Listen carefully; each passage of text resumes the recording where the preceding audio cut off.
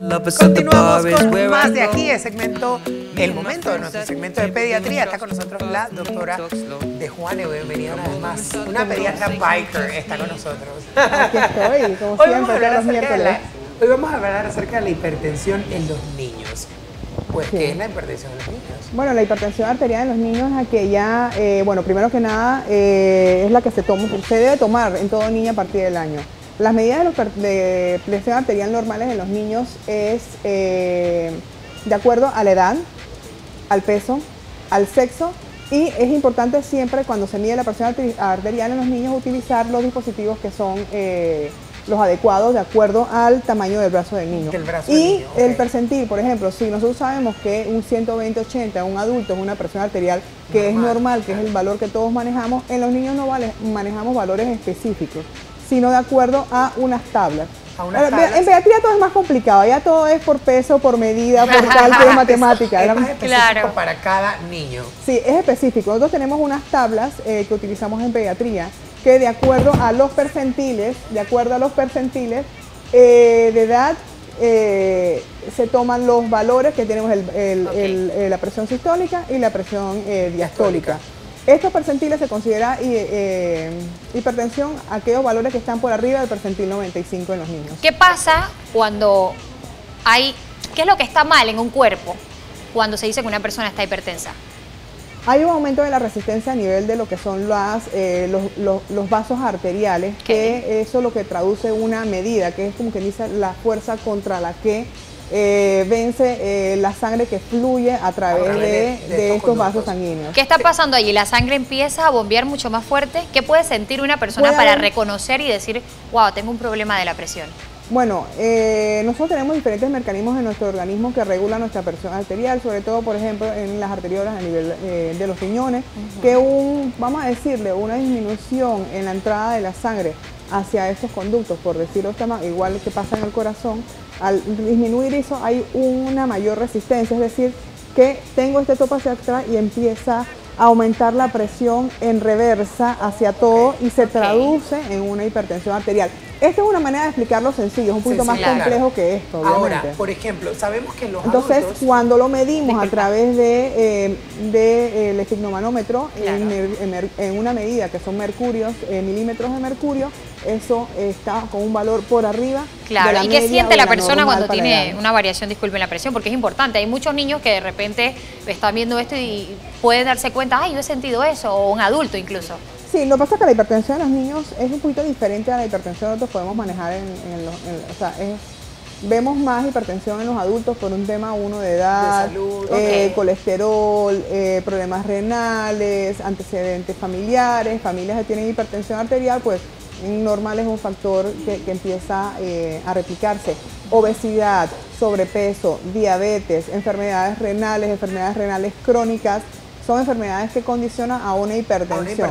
No existe la hipertensión emotiva, que es un término que no, a mí yo cuando me emociono se me suele, no, el hipertenso es hipertenso. El hipertenso es hipertenso. Ahora, precisamente era mi siguiente cuestionamiento. Sabemos que todos estos factores en los adultos, en los adolescentes, pues tienen que ver con obesidad, sedentarismo, alimentación y tal. Ya, claro, y consumo también de sal, por ejemplo, de soluto, porque obviamente eso también es un factor que afecta el manejo de los solutos, el manejo de la sal, o de esto afecta a nivel renal y aumenta las resistencias, aumenta la presión arterial en los niños. Pero por ejemplo en estos infantes, de repente que un niño, pues obviamente desde los primeros 5 años de su vida, mayormente pues no puede haber tenido oportunidad de hacer tantas cosas, pero de repente presenta un cuadro hipertenso, ¿qué cosas o qué consideraciones tengo que tomar en cuenta para pues adecuar la salud de este niño? Primero que nada, saber cuál es la causa de la hipertensión. En los niños pequeños, la hipertensión arterial es prácticamente relacionada con el funcionamiento del riñón.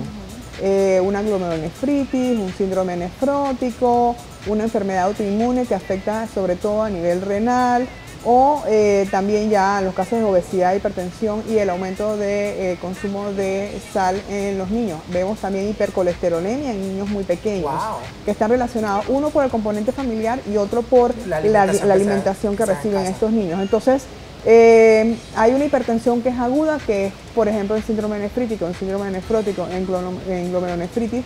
Estos niños es algo agudo, hay edema, hay malestar, hay dolor de cabeza, el niño deja de orinar porque obviamente tenemos una malfunción a nivel renal Entonces, eso es algo que es agudo, que es transitorio, que con el manejo con el nefrólogo y con los medicamentos específicos para la patología, estos niños mejoran y en realidad no es un niño que queda con hipertensión crónica.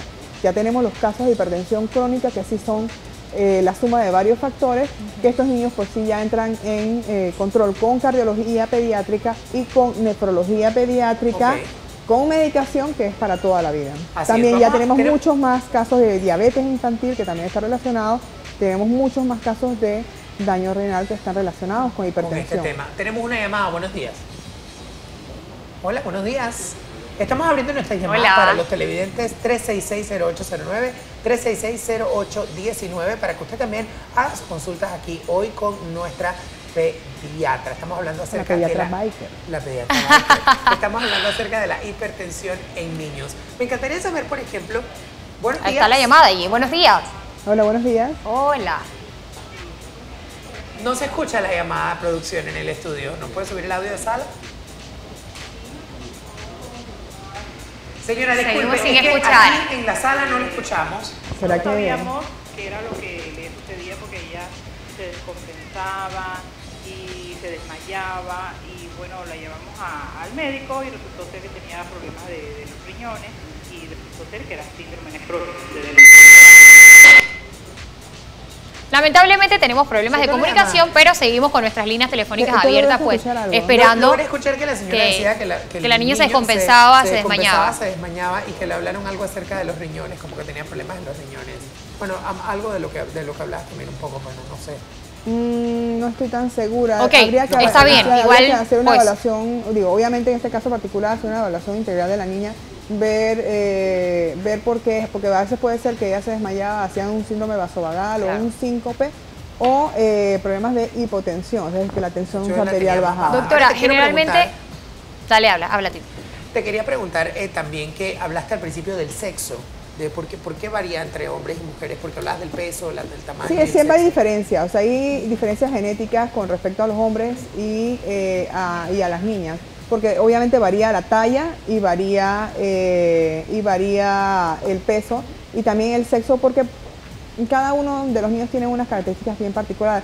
Siempre, no sé si lo has escuchado, es que las niñas son más fuertes que los varones, que las niñas, por ejemplo, cuando tienes un bebé prematuro sale más rápido la niña que los niños, también el factor hormonal, porque por ejemplo ya a los 9, 10, 11 años la parte de la madurez sexual en las niñas es un poquito más temprana, por ejemplo, que en los varones, que demoran un poquito más, y eso hace que cambie. No es una gran variación, pueden ser 1 o 2 medidas nada más, o milímetros de mercurio, pero sí hay una diferenciación, que igual, o sea, las tablas también aplican tanto para los hombres como para las mujeres, y es un tema de tolerancia. Doctora, hay cosas que hacer, que cuando no son pues estas cosas ocasionadas por un factor genético, hay cosas que podemos hacer para evitar que una persona sea hipertensa. En un niño pequeño, ¿hay ciertas conductas o ciertos hábitos que podemos crear para evitarlo? Claro que sí, siempre hay hábitos que podemos crear en casa, o sea, desde inicio, mi comercial de siempre, ustedes ya saben que yo voy a decir. Amamantar. Amamantar. La lactancia. Ya es predecible. La lactancia materna actúa como uno de los factores más importantes para proteger la salud de sus hijos. No es lo mismo una leche comercial o artificial, si bien es un sustituto y que ayuda y compensa y puede apoyar en algunas mamás, la lactancia materna tiene que ser nuestra prioridad siempre, porque la lactancia materna, la leche humana es adecuada para los humanos, la leche de vaca es adecuada para los terneros, igual que las cabras para los cabritos. Claro. Eso es así. Estas leches comerciales siguen siendo leches de vaca que se han tratado de adecuar a las necesidades de los seres humanos, pero sigue siendo una leche de otra especie. Claro, nada mejor que entonces, la leche materna provee las cantidades necesarias, los requerimientos de minerales, de solutos, de grasas, de proteínas, de carbohidratos que necesita el cuerpo de un niño para desarrollarse. Eso es el primer factor, y proteger la lactancia tiene que ser nuestra prioridad tanto de profesionales como del público en general. Claro, porque todo igual afecta al final en el tema de la... Exacto, de la alimentación, tratar de introducir la alimentación con cosas hechas en casa, o sea, no podemos pensar que todos los niños tienen que comer de frasco. Claro. O sea, nosotros no comemos de frasco, nosotros nos gusta sentarnos, comer un plato de comida.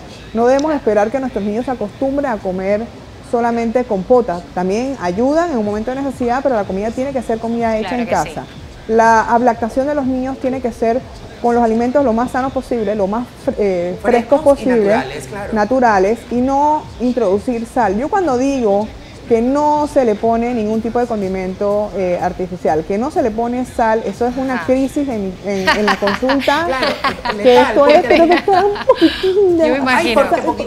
Porque el niño, yo quiero que nos hablemos un poco del tema de el gusto. A mí me da risa porque tengo amigas que cuando dieron a luz los primeros meses, pues y que empezaron ya a agregar comida sólida, pues agregaban cosas como brócoli o este tipo de y no me sabe a nada. No, y los niños te dicen que más quiero apio, quiero brócoli. O claro, sea, porque no lo conocen. Porque tú lo educas y una vez que claro, lo llevas a comer otra cosa, obviamente el que daña el paladar del niño es el adulto. Por supuesto. Ay, es que eso no sabe nada, pero es que antes de que no le dieras eso, el mismo, ¿sabes? Yo pienso que, por ejemplo, cuando uno adulto se pone a dieta y empieza a comer cosas más naturales, tú mismo empiezas a saborear la comida de una manera. Eso es como, por ejemplo, yo el café, y esto aquí metiendo un comercial, que ahorita el café lo tomo sin azúcar desde hace más de 10 años, y todo el mundo me mira y es que no le pones azúcar a tu café. Yo no le pongo azúcar. Claro. Entonces, y de hecho me das algo con azúcar y me empalago, porque, claro, me empalaga, y lo mismo pasa con los niños, es cuestión de acostumbrarnos, pero no solamente el niño tiene una comida aparte, que todos tenemos que comer bajo en sal en casa, claro. Todos debemos evitar la utilización de azúcares azúcares refinadas en nuestra alimentación, implementar la utilización de alimentos frescos y naturales dentro de la casa, la realización de actividad física diaria, por lo menos 30 minutos, y hacerlo en familia, sí, a manera de juego. El juego, la dinámica. A veces como que un poco... salir de la zona de bajamos de nivel el tema de jugar. El jugar es importante porque en el jugar se hace, además que es divertido, se hace ejercicio jugar. Claro, ¿no? Que entonces, sí. Eso lo debemos hacer. Doctora, una pregunta. ¿Qué ajá. tan común, cómo están los números de niños hipertensos en Panamá? No tengo la estadística. Pero usted así, más o menos en sus pacientes tiene muchos niños con hipertensión. Pacientes realmente no tengo muchos pacientes hipertensos, tengo uno que otro, generalmente son asociados a enfermedades crónicas. Una cifra de hipertensión como tal no te la tengo, te la debo, en verdad ese número sí no se me escapa. Sí sé que es una patología que está en aumento, que eso me retroalimenta a mis colegas, tanto los cardiólogos como los endocrinólogos y los nefrólogos, que cada vez está más en aumento relacionado sobre todo a enfermedades crónicas. Una pregunta, ¿los padres podemos notar variaciones en los niños cuando los niños tienen hipertensión o tenemos que esperar que el niño te comente que siente que algo está mal? Normalmente es un hallazgo que haces en el control el pediatra, y eso también nosotros como especialistas tenemos que ser minuciosos. El control de la presión arterial se debe hacer desde el año de edad en todos los niños. Debes tener diferentes tamaños de mangas y adecuarlos. Por ejemplo, a mí estos días se me rompió el mío y me toca repararlo y no he podido tomar la presión arterial, pero dentro de la evaluación que hacemos en cada consulta, por lo menos una vez al año, se le debe tomar la presión arterial a todos los niños. Todos los niños deben tener un registro y se debe comparar, y eso te permite detectar si hay variaciones en la presión, porque normalmente los niños cursan asintomáticos, y ya cuando empiezan a presentar síntomas ya es cuando es un poco más avanzada, con un poquito más de daño a nivel tisular, entonces es un poco más difícil revertir la causa. También puede haber también, por ejemplo, tumores asociados a hipertensión arterial, que también debe ser otra causa. O sea, hay cosas que solamente con la hipertensión arterial lo detectamos. También con lo de la... Dame un segundo porque tenemos una llamada de nuestros televidentes. Buenos días. Buenos días. Una pregunta, Josie, para ustedes. Mira, yo tengo varias amistades que yo no sé si esto ha influido tanto de comer tanta comida chatarra, que las panameñas en sí ya no acostumbran a cocinar como los hacíamos la gente de antes. Y yo no sé si es la poca despreocupación que tienen las panameñas de cuidar a sus niños mandándolos a comer tantas porquerías en la calle y no le dan el debido el seguimiento de lo que está pasando, porque aquí hay demasiados niños obesos. Exacto. Gracias. Muy buena la intervención. Y sí, Súper buena, porque es precisamente lo que te iba a contar. O sea, la verdad es que la oyente me ha robado las palabras. Sí, o sea, tú pones un canal de estos infantiles y lo que te viene es cualquier cantidad de propaganda sobre comida chatarra. El Ministerio de Salud ahora, y que todo el mundo se escandalizó de que el Ministerio de Salud dijo adiós salero de las mesas de los restaurantes, y todo el mundo dice, ¿cómo es posible? O sea, nada más con tener la sal ahí ya, tú en automático, la echas. Bueno, sí, entonces el no tenerla disminuye considerablemente el consumo de sal que está relacionado con lo otro, comida chatarra. Recibimos muchísima Pero esto es algo muy información. extraño, porque digo, a nivel mundial, a donde tú vayas en un restaurante tienes un salero y el pimentero. Es como... Sí, pero no, extraño, ya ¿no? se ha ido, no, pero ya se ha ido ese- quitando. pero ese pequeño cambio sé que logra, Sí, eso impacta. Ese efectos. pequeño impacto va a tener, esa pequeña acción Cambio, va a tener claro. un gran impacto en la salud de la población panameña. Te pregunto- no importa lo que pasa a los demás, pero Panamá tenemos Claro. que cuidar la salud de nuestros panameños. Te pregunto una cosa puntual. Ya que hablamos precisamente de la intervención de la oyente, de la televidente, que nos dice, sí, es que hay personas inconscientes, pero obviamente llega el fin de semana y los papás se tienen que volver parques de diversiones y llevar a los niños a comer, o de repente estás en un apuro Pero no y a tienes que diario. sacar a tu... Claro, ¿cuánto es bueno? ¿Cuántas veces a la semana es permitido, o tú piensas que es un buen rango donde Que los no papás sea pueden un salir y que, hábito. hey, hoy vamos a comernos esa pizza rica Digo, o ese lugar? una vez no pasa absolutamente nada. Tampoco que hay que ser fanático al 100% de irnos al Claro. extremo de nunca en la vida, pero no hacerlo, por ejemplo, de 7 días a la semana, que 6 comemos McDonald's X. Ajá, esa cosa. Ajá. Comemos Cualquier comida comercial. vamos a decir. pizza, hamburguesa, papas fritas llenas de sal, chiwis, refrescos. Yo he visto niños con biberones que le echan ¡Qué horror! Sodas Oh. adentro. Entonces, dices, A mí En me el pasaba nivel. mucho en las Wow. escuelas que a veces pues las mamás no sé, se molestaban, pero teníamos 2 recreos y llegaba un niño que a veces siquiera desayunado y tú notabas que el niño estaba como paliducho y tenía un montón de galletas de chocolate, la leche de chocolate, y todo era chocolate con vainilla, con fresa, y todo era fake, falso. Y tú decías, ven acá, este montón de colorantes y este montón de azúcar, y tú veías a los niños que abrían las galletas así, parecían drogadictos, y yo decía, ven acá, esto está mal, esto es enfermizo. Y tú hablabas con las mamás y tú les pedías hacer un cambio de loncheras. Muchas mamás, gracias a Dios, pues empezaban a generar estos cambios en las loncheras. Y otras se pero tengo disgustan. entendido que, y otras se disgustaban obviamente, pero esto tú lo notabas en la energía del niño, que el niño que comía sano rendía mucho más en la labor. Entonces, al final, como papás, como mamás, tenemos que hacer conciencia. También Lo que pasa entiendo es que que no el podemos, Ministerio de Educación hizo cambios en Panamá no. en las ventas que se hacen en los colegios. claro, el introducir loncheras saludables, el menú saludable, que la Claro. escuela vigile, eso hace que se crea el hábito y ya uno se va acostumbrando a, no es un pecado comer una burundanga de vez en cuando, pero que no sea diario. Y te comprendo perfectamente, porque cuando mis hijas eran pequeñas, creo que a veces nos hemos transformado, que nuestra vida gira alrededor de la comida. O sea, nosotros no podemos vivir para comer. Entonces mandamos estas loncheras. No, yo sé, Hay que mi comer amor, para pero es que tú vivir, comes- no tú vivir para cocinas comer. Delicioso, eso es diferente. Tú vives cocinando, esa es otra cosa. Aquí Alexis haciendo sus intervenciones. Por supuesto, pero sí, entonces mandamos estas loncheras como si el niño se fuera para la guerra y va a regresar Claro. al día siguiente. Porciones que están desproporcionadas. Entonces estamos desproporcionados. Y agarramos esta lonchera, que esto es un montón de comida que La nosotros lonchera va apretada, no va a ser cierre mágico, comemos. así de- Pero Tenemos llamada telefónica, les nosotros no comento. comemos esa cantidad de comida que nosotros le echamos en la lonchera. Yo ahora me río, pero digo, Dios mío. Claro. Doctora, tenemos una llamada telefónica. Buenos días. Se cayó Ay, ya la llamada. vi, se cayó la Esperamos llamada. mucho.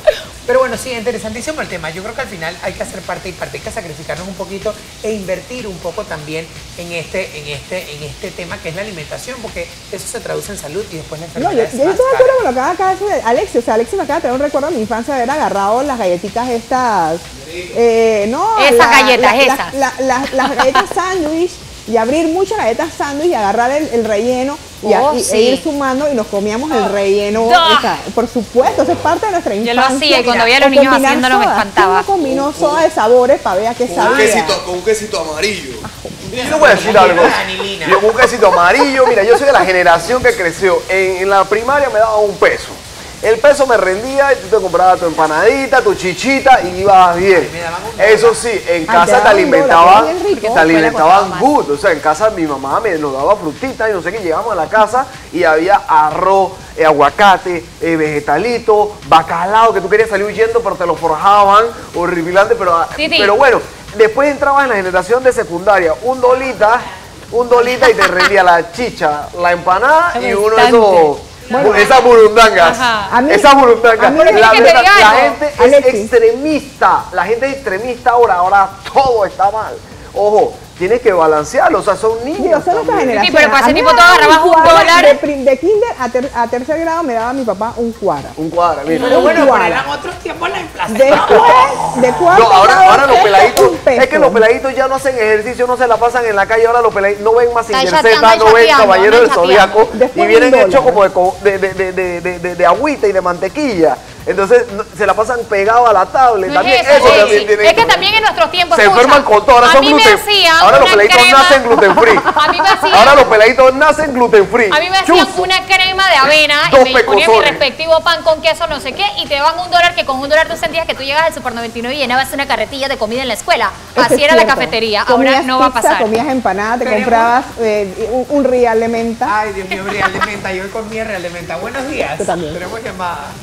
Buenos días. Mi comentario es que hay personas que dicen, no, yo no uso sal, pero sí usan los condimentos esos que están hartos de glutamato. Ah, glutamato, exacto. Sí, dice la- eso y también sí hay muchas cosas que tienen glutamato y eso es lo que le dan, o sea, sustituyen la sal por eso. Ok, Sí, exacto. gracias. Que dice la señora que, por ejemplo, hay cosas que no sabemos que tienen este glutamato de sodio, que es malísimo. Sodio.